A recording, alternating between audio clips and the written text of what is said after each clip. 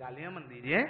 ये विचार कीजिए कि कृष्ण में भगवान उलाहने डोलते रहे, शायद पांव में कहीं कंकड़ पत्थर छिद रहे होंगे, शायद ये भरी इस परिसरता में शायद मेरे कृष्ण को मेरे ही जूते चप्पल अच्छे लगे हों और उस मान भाव के रूप में भगवान ने शायद खुद पहनने के लिए स्वीकार कर लिया हो। धाम में आकर किसी को गाली मत दीजिए। मैंने कल सुनी है ये बात, इसलिए यहां से बोल दिया। पहन गया तो पहन गया। और ये पुराने लोग, दादा लोग कहते हैं किसी के जूते चप्पल ले गया वो तो हमारा सन ही ले गया। लेकिन एक बात का और ध्यान रखना, भागवत के 5वें स्कंद में नरकों का वर्णन आता है। जब इस जीव को त्रिषित करते हुए ले जाया जाता है, परेशान होता है, कहता है पाम जल रहे हैं, मेरे पाम जल रहे हैं, कोई मुझे जूतियां पहना दो। तब यम के दूतों ने कहा कि तूने कभी किसी को जूतियां पहनाई क्या? तब बोलता है मैं तो किसी और को जूतियां तब पहनाता जब मैं ही खरीद करके जूते चप्पल पहनता। जब जब कहीं कथा हुआ करती थी तो पूरे साल की व्यवस्था चुरा चुरा के कर लेता था।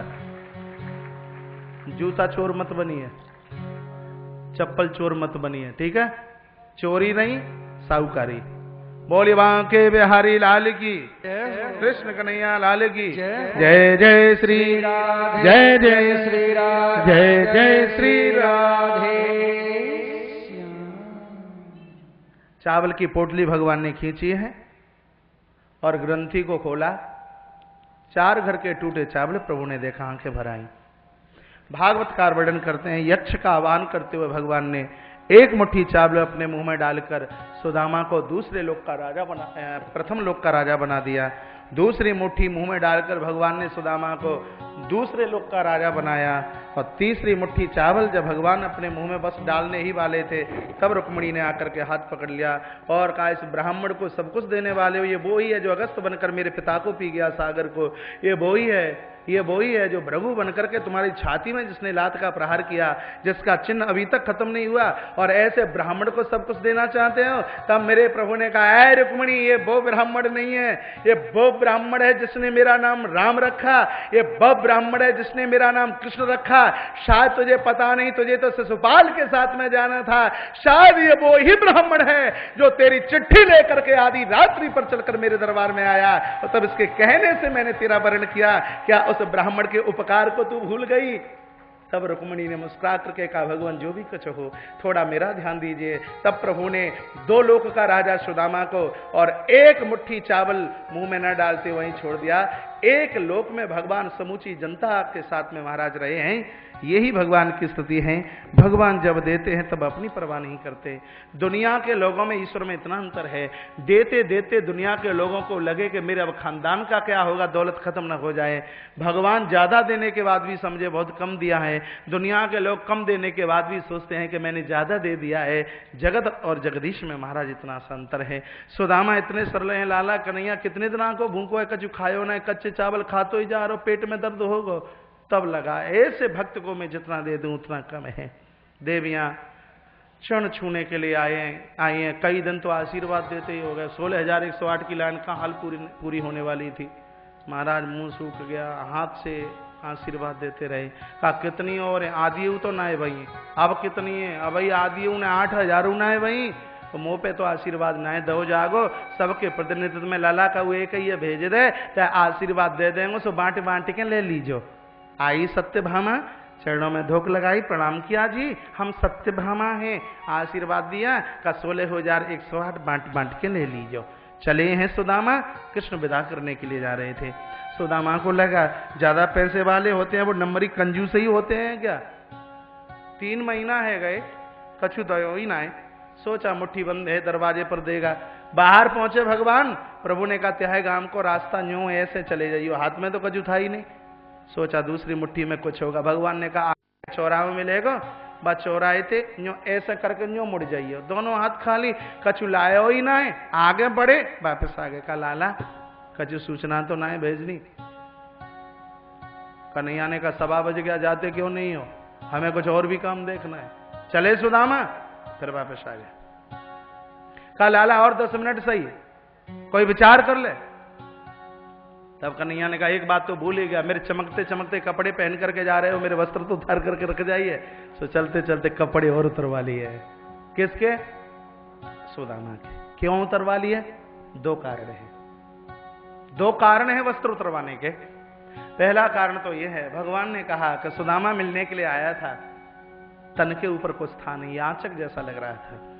आज जा रहा है तो राजा जैसा लग रहा है, लोग अपमान करेंगे, कहेंगे कि भीख मांगने के लिए आया होगा, मेरे भक्त को नीचा देखना पड़ेगा, तो मैं अपने भक्त की नीची कभी चाहता नहीं। ऐसा विचार करके भगवान ने वस्त्रों को उतरवा लिया। और इसका दूसरा भाव यह है, ठाकुर जी ने कहा होगा कि मुझसे मिलने के बाद शरीर के ऊपर कपड़ा तो रहना ही नहीं चाहिए। इन कपड़ों को नहीं उतरवाया तो माया के आवरण को उतरवा लिया है। परमात्मा कहना चाहते हैं कि जो मुझसे मिला है उसकी देह के ऊपर मैं अविद्या का आवरण रहने नहीं देता, इसलिए वस्त्र को उतरवा लिया। सुदामा बार बार मुड़ करके आ रहे हैं, मांगने के लिए नहीं आ रहे, तो क्यों आ रहे हैं? कृष्ण को छोड़ने का मन नहीं कर रहा, इसलिए आ रहे हैं। जाते हैं, मुड़ के आ जाते हैं, लेकिन अब के तो चल पड़े श्री सुदामा। कृष्ण पूरी रात्रि तक उसी स्थान पर खड़े होकर के देखते रहे। यहां विदाई के संदर्भ में कहा है कि सुदामा पीछे मुड़ मुड़ करके ऐसे देख रहे थे जैसे बेटी पहली बार ससुराल जाती है तो रो रो के मां की तरफ देखती है। और कृष्ण ऐसे विदा कर रहे थे जैसे बेटी जाती है तो बेटी को देख करके मां आलाप भरती है, मां रुदन करती है। कृष्ण ऐसे देख रहे थे। सुदामा अपने धाम पहुंचे, सुशीला आरती के थाल लेके आ गई। अनगिनत थाल हैं सोने और चांदी के। सुदामा ने कहा, देवी कौन है तू? मेरी आरती उतारती है, तेरा धर्म बिगड़ जाएगा। सुशीला बोली, मुझे पहचानी है, मैं तो तुम्हारी धर्म पत्नी हूं। सुशीले, मेरी पत्नी है तो तू ये मुझे छोड़कर किसी गैर के साथ चली गई? नहीं तो नाथ, ये तो सब कुछ कैसे? ये तो सब द्वारका नाथ की देन है, उन्होंने ही सब कुछ दिया है। इधर देखिए, सुदामा ने कहा, ज्यादा बातें मत बना, वो देखा है मैंने द्वारका नाथ जिसके दरवाजे पर महीनों महीनों रहा, चलते समय जिसने मेरे कपड़ों को भी उतरवा करके रख लिया, जिसकी तू बड़ाई करती है। तब सुशीला रो पड़ी, हे नाथ, इन आंखों में कोई परपुरुष आकर के ना बैठा हो तो मेरी गवाही के लिए तुम्हें प्रकट होना पड़ेगा। इतने में तो सुदामा और सुशीला के मध्य में साक्षात भगवान द्वारका नाथ प्रकट हो गए। सुदामा चरणों में गिर पड़े, सुदामा चरणों में गिरे, साष्टांग कहा, केशव, द्वारका छोड़ के आया था, आप यहां कैसे? भगवान कहते हैं, मुझसे मिलने के बाद घर में झगड़ा तो होना नहीं चाहिए, मैं तो तुम्हारी पंचायत तोड़ने के लिए आया हूं, तो जो भी दिखाई दे रहा है वो सब मैंने ही दिया है। सुदामा ने रोक करके कहा, नाथ, मैंने स्वप्न में भी ये सब कुछ नहीं मांगा जो तुमने दिया है। ये दौलत देकर के आप मुझे अपने भजन से अलग करना चाहते हो? ये कभी संभव नहीं हो पाएगा। तुमने दिया है तो तुम्हारे चरणों में ही समर्पित करता हूं। और ऐसा कह करके सुदामा घर से वन की तरफ चले गए। परीक्षित ने कहा, यही सब कुछ करना था तो पहले ही छोड़ छाड़ के चले जाते, 2.5 घंटे की कथा क्यों होती बीच में फिर? तो भागवताकार कहते हैं, छोड़ना नाम है उसका जो सब कुछ होते हुए छोड़ करके बताए। है नहीं कौड़ी छदाम लोगों से कहें हम बड़े त्यागी है, राजी से नहीं गैर राजी से।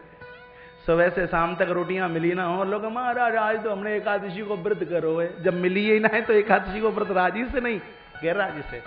56 भोग सामने रखे हों, गुलाब जामुन नाच रही हो, बालूशाही भी अपनी अकड़ दिखा रही हो, जलेबी की मिठासता नाक के दरवाजे से उन रंध्रों को पार कर रही हो, और चमचम का तो कहना ही क्या था उस समय, एक से एक सब्जी रखी हो, सोन पापड़ी भी अपनी प्रतीक्षा कर रही हो कि मुझे भी कोई स्वीकार करे।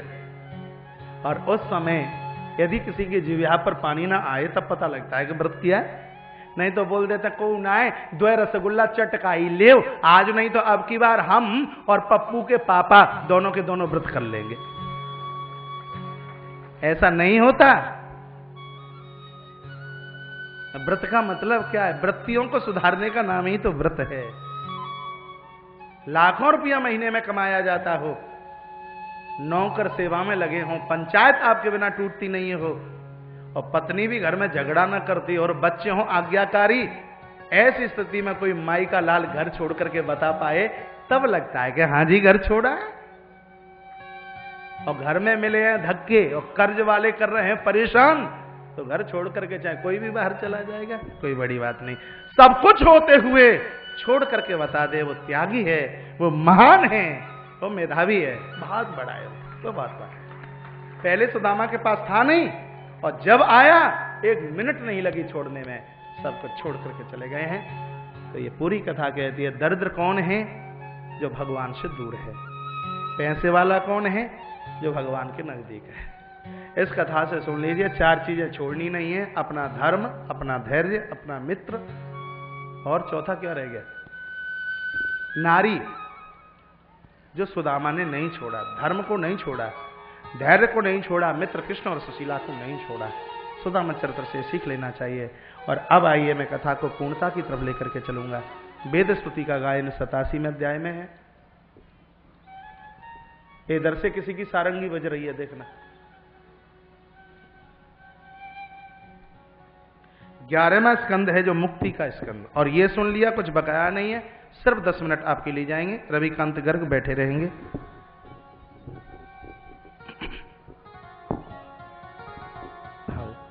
वहीं बैठ जाइए, रखे रहिए, वहीं बैठ जाइए, बैठ जाइए, ताली बजाइए, बहुत बढ़िया है, बहुत से बस।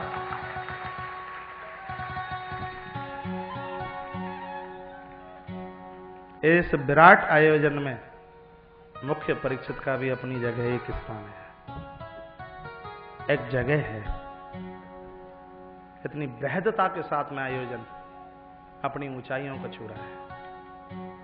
बहुत अच्छा लग रहा है, बहुत गुदगुदी है, मुझे बहुत खुशी है। भूमंडलाकारों से मेरा निवेदन है, मेरा मस्तिष्क आपके चरणों में है। 10 मिनट और दे दीजिए मुझे, आपकी कृपा से ही तो ये सब हो रहा है। आपका चमत्कार मैं जानता हूं, ये सब आपके आशीर्वाद का खेल है। 4 ब्राह्मणों का दर्शन नहीं होता, मैंने 11 से 54 ब्राह्मणों का रोज दर्शन किया है। मुझसे भाग्यशाली कौन है?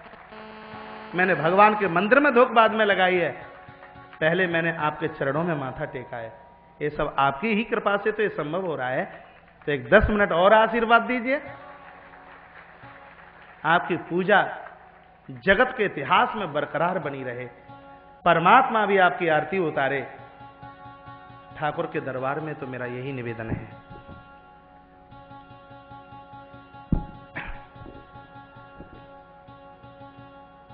आइए 11वां स्कंद 31 अध्याय है। एक एक श्लोक जीव को परमात्मा से मिलाने का कार्य करता है। भगवान ने संकल्प लिया है और द्वारका के लोगों को जिंदा नहीं रखना, क्योंकि इनको अहंकार है, अभिमान है, क्योंकि ईश्वर का प्राकट्य तो हमारे यहां हुआ है।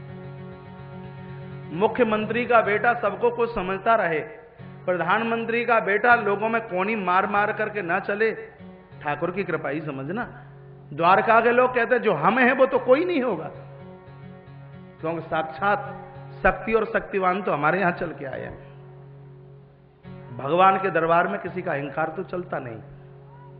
आज सौगंध खाई है। सुखदेव मुनि राजा को सुनाते हैं कि प्रभु ने संकल्प किया है कि अब द्वारका के लोगों का बस उद्धार ही कराना है। यहां से इस कथा का गायन किया जा रहा है।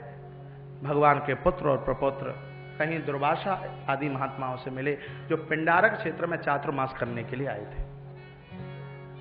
अनिरुद्ध जी महाराज ने कहा, देखिए ये स्त्री गर्भिणी है, पता नहीं बेटा होगा कि बेटी, आप बता दीजिए। संतों से मजाक मत कीजिए, हंसी मत कीजिए। महात्मा जी ने कहा, ना बेटा ना बेटी, इसकी कोख से तो वो धनकुट जनश्यति वो मंदा मूसलम कुल नासनम, वो जन्मेगा, वो धान कूटने वाला यंत्र जिससे समूचे द्वारका के लोगों का संहार हो जाएगा। हमारा दिया हुआ ये श्राप है तुम्हें। बालक घबराए, उग्रसेन जी के पास पहुंचे, कपड़े ऊपर किए, वो यंत्र नीचे किया, उसकी घिसाई की है, चूर्ण सागर में बह गया, टुकड़ा बचा फेंक दिया, एक मछली ने उसको निगलाया, मछली का पेट मछुआरे ने फाड़ा और उस कील के टुकड़े को बाहर निकाला, और यही एक धनुष के ऊपर रखा है, एक बाण के ऊपर, और यही अभी भगवान के चरणों में आघात पहुंचाएगा। श्राप मिला। तत्पश्चात आज देव चल करके आ गए। देवताओं ने भगवान को कहा, प्रभु 125 साल पूरी हो गई, हम प्रतीक्षा कर रहे हैं, अब आप जल्दी आइए, जल्दी पधारिए। प्रभु ने कहा थोड़ी सी लीला और रह गई है। तत्पश्चात आगे के अध्यायों में भागवत धर्म का वर्णन किया है। ये सुन लिया, कुछ बकाया ही नहीं बचा सुनने के लिए। श्रीमद् भागवत के 10वें स्कंद के, श्रीमद् भागवत के 11वें स्कंद के दूसरे अध्याय का 36वां श्लोक है। 7-8 दिन से आपने क्या सुना, बहुत उड़ गया होगा ऊपर से, कुछ बचा नहीं होगा। ये लिख लीजिए, प्रातः जागे तो बोले, रात को सोएं तो बोलें, फैक्ट्री का शटर ऊपर करें तो बोलिए, और फैक्ट्री का शटर रात को नीचे डाल करके आए तो ये बोलिए, भोजन की थाली से उठें तो ये बोलिए, आरती कर रहे हो तो ये बोलिए, और किसी यज्ञ की पूर्णाहुति कर रहे हो तो ये बोलिए, किसी मंदिर में दर्शन कर रहे हो तो ये बोलिए, किसी को प्रणाम कर रहे हो तो ये बोलिए, और इन दोनों माताओं को बिठा दीजिए। कौन सा श्लोक है? कायेन वाचा मनसेन्द्रियर्वा बोध्यात्मना वानुषत स्वभावात् करोति यद् सकलम परस्मै नारायणायेति समर्पयेत्। मन वचन और कर्म से हे गोविंद मैं आपके श्री चरणों में हूं। मेरा मन, मेरा वचन, मेरा कर्म, मेरी इंद्रियां सब कुछ तेरे लिए। सुबह जो किया है शाम को भगवान के चरणों में समर्पित कर दो, और शाम को जो भी कुछ किया गलत हो गया है प्रभु बुद्धि में सुधार देना, अच्छा हुआ है भगवान को कहना आपकी प्रसन्नता के लिए। सोते समय भगवान का नाम और जागते समय भी भगवान का नाम, ये ही जिंदगी का सर्वोच्च भागवत धर्म है। ये भागवत धर्म है। अवधूत दत्तात्रेय जी महाराज के 24 गुरुओं की कथा का गायन इसी स्कंद में किया गया है। महाराज दत्तात्रेय ने अपने जीवन में 24 गुरु बनाए। पृथ्वी, आकाश, वायु, अग्नि, चंद्रमा, जल, हाथी, एक कुमारिका, एक बाण बनाने वाले को भी, एक हिरण को और एक मछली को अपना गुरु बना लिया है। पृथ्वी से सहनशीलता की शिक्षा ली है। धरती में हम गड्ढा खोदते हैं, रुष्ट नहीं होती, रुष्ट हो जाए तो दुनिया समाप्त एक ही बार में हो जाए। लोग अपमान के गड्ढे कभी खोद देंगे, पृथ्वी की तरह सहन करना, लोग गालियां भी दे जाएंगे। जितनी सहन शक्ति पृथ्वी में है उतनी सहन शक्ति किसी और में नहीं है। साधु वो है जिसके पास में सहन शक्ति की चद्दर है, जिसके अंदर सहन शक्ति है। ये पृथ्वी से सीखा, जल से सीखा। जल को कितना भी ऊंचे से छोड़िए या नीचे से छोड़िए, जल सदैव नीचे ही गिरता है। महान आप तब हो सकते हैं जब खोपड़ी ऊपर ना उठाएं, जल की तरह सदैव नीचे की तरफ चलें, नीचे की तरफ चलें। ये जल से सीखा। चंद्रमा शीतलता का प्रतीक है, आप भी ठंडक रहिए। सूर्य से सीखा, प्रभात में बहुत जल्दी निकलता है, खिलता रहता है। प्रातः भी आप जल्दी जागिए, एक सूर्य की तरह दमकते रहोगे, चमकते रहोगे। हिरण को भी अपना गुरु बनाया है। हिरण की नाभि में कस्तूरी है, लेकिन दूर जाकर के खोजता है। हिरण की नाभि में कस्तूरी है, लेकिन खोजता बड़ी दूर है। हे जीवात्मा, परमात्मा भी तेरे हृदय वक्षस्थल पर है, दूसरी जगह खोज रहा है। एक बार अपनी तरफ झांक करके देख ले, तेरा परमात्मा तेरे हृदय में बांसुरी बजा रहा है। दोष अपने देख ले और गुण दूसरों के देख ले, तेरे रोम रोम से भगवान प्रकट हो जाएंगे। हिरण को अपना गुरु बना लिया। एक मछली को अपना गुरु बनाया है, का जीव को जीतिए। मछली को पकड़ा जाता है, कांटे में गोलियां लगाई जाती हैं, फिर उसको पानी में छोड़ा जाता है लपक करके। हम कहीं ताइवान की यात्रा में, भैया वीरेंद्र अग्रवाल दिल्ली से बैठे हैं, कोई सरोवर देख रहे थे, मुझे ध्यान नहीं आ रहा, विदेश की धरती पर कई कंट्रियों का भ्रमण किया था, भैया वीरेंद्र बाबू साथ में थे। तो वही मैंने देखा कहीं, वो मुझे इतना ध्यान में नहीं आ रहा है, किसी सरोवर के तट पर कांटे में गोली लगाई आटे की और वो छोड़ा, और मछली यूं लपक करके मुंह से उस गोली को लेना चाहती है और उसका मुंह उस कांटे में वेध गया। महाराज, दुखों के कांटों में वो ही वेधे जाते हैं महाराज जो भोगों की गोलियां लेना सदैव स्वीकार करते हैं। तो महाराज ये स्वाद को जीतिए, ये मत्स्य मछली से सीखा है। और तत्पश्चात 24 गुरुओं की गाथा तो एक ही है, विस्तार नहीं हो पाया है, समय कम है, फिर कहीं अगली कथा में उसका मैं विस्तार करूँगा। गुजरात की माटी से श्री पूज्य श्री लालदास जी बापू जी महाराज हमारे मध्य में, तालियां बजाकर उनका स्वागत है। उनका 24 गुरुओं का सार एक ही बात में है, क्या? पानी में नाव चले तो चले पर नाव में पानी न आने दो, संसार में मन जाए तो जाए पर मन में संसार न आने दो। समूचे 24 गुरुओं की निचोड़ता तो यही है। दुनिया में ऐसे रहें जैसे जल में नाव रहती है। नाव में पानी आ गया तो नाव डूब जाएगी। हृदय की नौका में भी यदि संसार की वासना आ गई तो इसको कोई बचा नहीं पाएगा, इसको डूबना पड़ेगा। अस्तु उसके तत्पश्चात सिद्धियों का वर्णन किया, विभूति योग का वर्णन किया है, अष्टांग भक्ति सांख्य और सत्संग का वर्णन किया, और उसके तत्पश्चात 31वें अध्याय में भगवान कैसे पृथ्वी छोड़ करके चल रहे हैं, प्रवास क्षेत्र पहुंचे हैं। कहा है द्वारका के लोगों से चलिए मेरे साथ, 7वें दिन द्वारका सागर में डूब जाएगी। द्वारका के लोग साथ चल पड़े हैं। प्रवास क्षेत्र में पहुंचकर ये द्वारका के लोगों ने मेरे एक नाम की मदिरा का पान किया। बुद्धि इतनी बिगड़ी, एक दूसरे के ऊपर हथियार उठाए, हथियार खत्म हो गए तो चावल कूटने वाले यंत्र के द्वारा जो पटेरे नाम की घास निकली थी उसको उखाड़ उखाड़ कर एक दूसरे के ऊपर प्रहार करने लगे। द्वारका के लोगों